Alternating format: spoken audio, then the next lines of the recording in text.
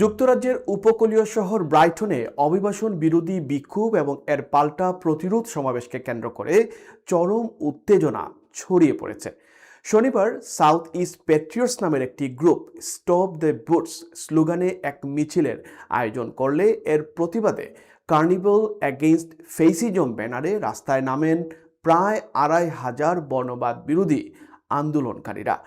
এক পর্যায়ে বর্ণবাদ বিরোধীরা অভিবাসন বিরোধী আন্দোলনকারীদের চারদিক থেকে অবরুদ্ধ বা ক্যাটলিং করে ফেললে দুই পক্ষের মধ্যে তুমুল হট্টগোল শুরু হয়।